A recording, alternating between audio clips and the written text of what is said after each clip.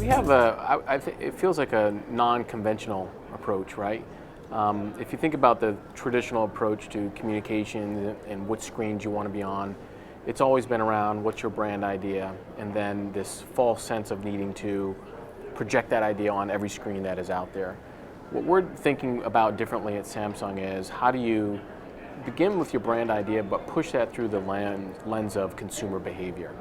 So if sharing is the behavior that you're going after, or social viewing or co-viewing or whatever, I think as you think about the medium or the screen that you might want to be on will change based on the consumer behavior that relates back to the brand idea that you have. We certainly have our pulse on how consumers are consuming video, how their behavior is changing as a result of technological changes that are changing video, et cetera. But the real purview we have is where technology is headed. That's not necessarily the same as what consumers are going to do with it and how third parties are going to actually apply some of that technology. So it's great to be in the space where we're the technology company, where we're a hardware company, but there's still some mediators out there. You've got media companies and you've got actual application of some of the technology. It's a great project, and we're going to do some real innovative things in that space. The Genome Project is basically, it's grounded first and foremost in this insight that people want to know how they're connected to the Olympics, but they don't know how. So what we've done is we've created this Facebook experience that will allow you to, through your own personal data, connect with athletes who you may not have known that you were connected to. So based on where your hometown is, or where you went to college, or what your favorite food is, we're going to be able to map a genome for you that actually shows you athletes that you're connected to. And by knowing that you're connected to those athletes, you're going to have a much different perspective about the Olympics, and you're probably going to follow them a little more closely than you may follow somebody who, is being promoted on primetime broadcast TV, et cetera. But it's a great program, and it's really grounded in this notion of discovery. And what we want to do is really be the brand that enables you to sort of make those discoveries and connections, and by doing so, endear you to the brand. Now, in terms of the business model itself, we're going to be doing some very disruptive things across mobile, across all of home entertainment. So there's some really interesting stuff that's going to come out in the next 6, 9, 12 months.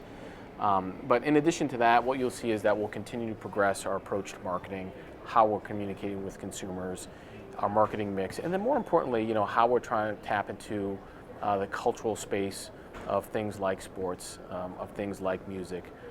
Those are less technology driven and more idea driven, I think. And for us, this brand, the challenge and the journey that we're on is to make sure that we're culturally relevant here in the United States. In general, brands that I think are doing a good job are the ones that are experimenting. Some of the brands that come to mind, clearly from a user-generated perspective, Doritos is one of those brands that comes to the top of my mind. They've done a great job over the last couple of years, and they've managed to keep it fresh, which I think is important. But in addition to that, when you go beyond just the user-generated aspect of things, brands that are experimenting, brands like American Express, I think are doing fantastic work. When you think about how they are thinking about their business model, which is all about driving commerce, and how applications like Foursquare, how back-channel services such as Foursquare and even Facebook, how they can wire into those technologies in a way that it actually drives their business model. I think they're doing a fantastic job. And really the brands that I think are going to succeed, marketers who I think are savvy, are the brands that are just going to continue to experiment, because things are moving so quickly, and there are so many new applications coming out. If you don't dabble in them, you're possibly going to miss you're going to miss out on some opportunities. When we look at our online campaigns, there's a lot of metrics that we look at. Some are around even our own media assets. So how much are we driving people back to our site? How much from our site are we able to track the fact that consumers are actually clicking through and looking for either deeper information about our products and or looking to actually shop and purchase? So it depends on the brand idea, it depends on the brand campaign, but there are a lot of different analytics that we look at. Ultimately, like everybody else, it's about driving the business. So if we can't correlate sales growth with driving the brand, then we know we've got an issue.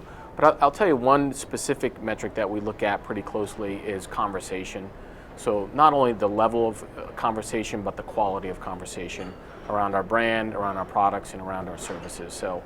And would that be after people maybe see a 15-second or 30-second ad online, or you guys produce like a 3-minute video and then sort of look at the social buzz around? Like what types of videos are people commenting on? Are they commenting on ads or like true content produced by Samsung? They're commenting on multiple videos, right? So some are ads, some are user videos, some are self-help videos.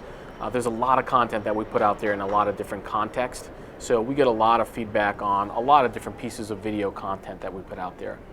And then in terms of brand safety, I mean, when you're doing an online campaign, are you working directly with publishers? Are you working with ad networks? What are your concerns about, your ad in appropriate places at scale? Yeah, well, I mean, it's a combination of everything that you just mentioned. So I don't know if there's any one way to, go about placement, but clearly you want to be in the right places and you want to be in the appropriate places, and I think we don't have any issues with that.